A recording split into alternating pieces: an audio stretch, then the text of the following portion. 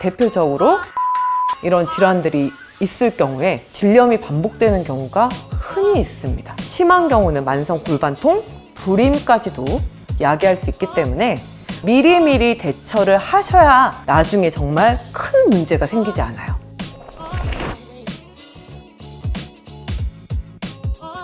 저는 그냥 그렇게 얘기하거든요.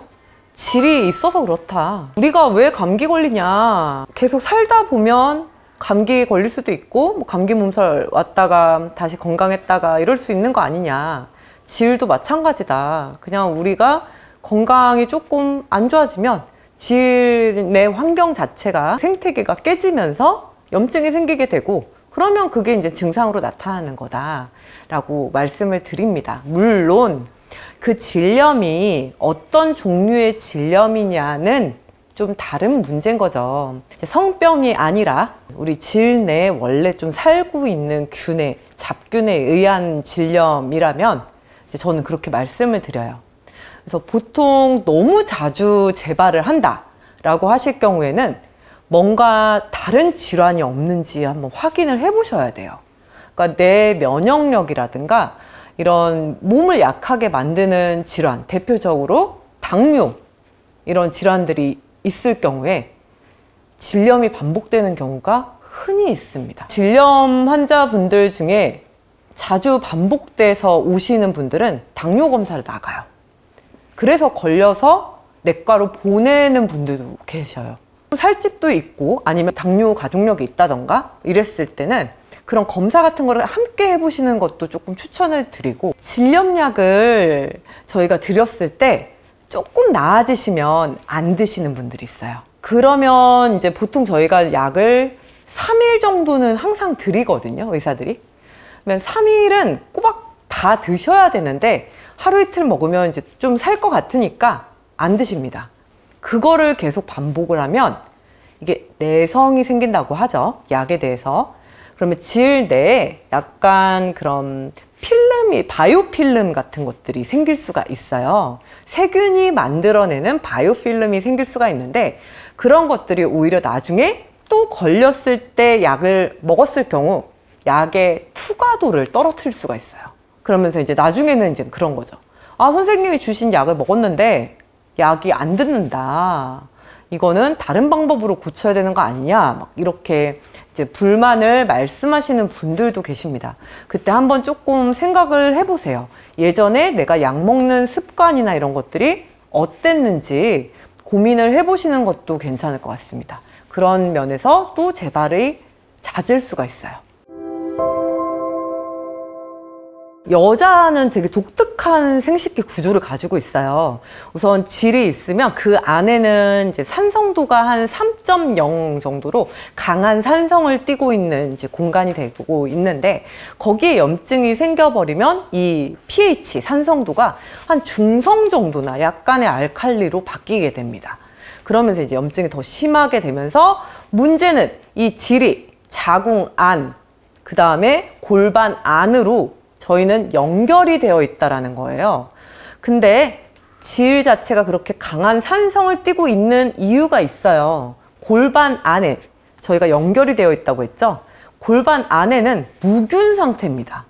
즉 다른 균이 골반까지 가면 안 돼요. 그래서 그 입구인 질에서 뭔가 군대 역할을 하는 거죠. 뭐가? 유산균이. 그래서 유산균에서 이제 젖산을 이용해서 만들어낸 강한 산성도를 이용해서 다른 잡균들이 생활하지 못하도록 원래는 딱 막게 되는데, 자꾸 질염이 재발하고 그거를 방치를 하게 되면 다른 잡균들이 어떻게 된다? 골반 안으로 타고 올라간다. 그렇게 되면 생기는 염증은 골반염, 즉 상행성 감염으로 생기는 골반염은 상당히 무섭습니다. 급성 골반염을 시작으로 해서 이제 만성 골반염으로 가게 되면 염증이 간 있는 데까지 퍼질 수도 있게 되고요. 심한 경우는 만성 골반통, 불임까지도 야기할 수 있기 때문에 그런 거를 미리미리 예방하기 위해서라면 본인이 질염이 있을 때 그때그때 그냥 내가 조금 몸이 힘들어서 그렇구나, 제대로 치료를 받아야겠다 라고 생각하시고 편안하게 산부인과에 내원해서 치료를 받으시면 되는 겁니다. 멋부리고 우리가 예쁜 옷을 입을 때는 좀 타이트한 속옷 같은 거를 입을 수 있겠지만 집에 계실 때는 약간 좀 드로즈, 편한 속옷 아니면 팬티 안 입으셔도 되는 것 같아요. 주무실 때는 조금 시원하게 약간 환기도 시키고 딱 달라붙는 옷 같은 거 안 입으셨으면 좋겠어요. 그래도 괜찮거든요.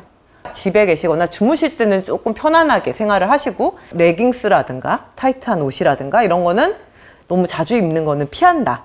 이렇게 생각을 하시면 좋고요. 식사를 너무 밀가루 위주로 하시는 것도 좋지 않아요. 그게 혈당을 올리게 되고 그런 문제들이 또 당뇨나 이런 다른 질환들을 야기할 수 있기 때문에 그런 경우 면역력이 또 떨어지면서 칸디다성 질염이라든가 여러 세균성 질염을 야기할 수도 있고요. 술, 담배나 이런 것들도 개인의 면역력에 영향을 끼칠 수 있기 때문에 조금 지양하시는 게 좋겠습니다.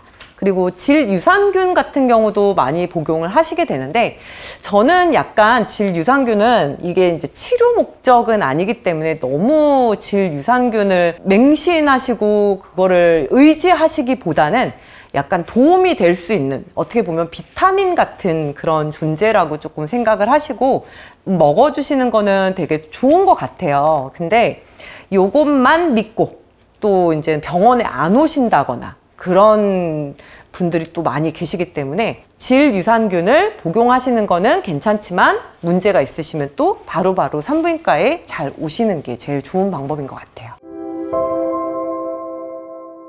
저 역시도 20대 때 산부인과를 가면 염증 생겨서 가면 막 주변 아줌마나 할머니들이 이렇게 쳐다보는 거예요. 젊은 애가 왔냐 막 이런 식으로 쳐다보고 산모가 아닌데 온 경우는 다 이상하게 쳐다보기도 하고 저 역시도 되게 위축됐었던 것 같아요. 저 역시도 저는 산부인과 갔을 때 진찰을 받잖아요.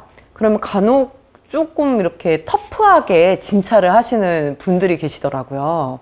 그런 분들을 한번 경험하고 나면 환자분들이 이렇게 안 오게 되는 그런 경우도 많으세요. 아, 산부인과 가면 별로 좋지 않은 기억들이 트라우마처럼 남아있기 때문에 나는 가지 않겠다. 나는 이제 별로 증상 없으니까 가지 않겠다. 이런 분들도 계시고 또는 또 성경험이 아예 없는 분들 이런 분들도 산부인과를 그냥 나는 안 가도 되겠지 뭐 어차피 산부인과 가는 거 찝찝하기도 하고 눈치도 보이고 하는데 안 가도 되겠지 이렇게 또 생각하시는 경우도 많은데 요즘은 여자 선생님들도 많이 계시고 그런 부분에서 산부인과의 허들을 낮추려고 젊은 선생님들이 되게 많이 노력하고 계세요. 물론 저 역시도 마찬가지고 두 번째 몸 산부인과에 오셨을 때 내진 절대 안 아프게 해드리고요. 뭔가 불편하거나 아프다거나 이런 것들은 제가 환자일 때를 생각해서 항상 처치를 하기 때문에 그런 것들에 대해서 너무 염려하지 않으셔도 됩니다. 그냥 편안하게 아, 여성으로서 나의 건강권을 지키러 가는 그런 문제다 라고 생각하시고 미리미리 대처를 하셔야 나중에 정말 큰 문제가 생기지 않아요.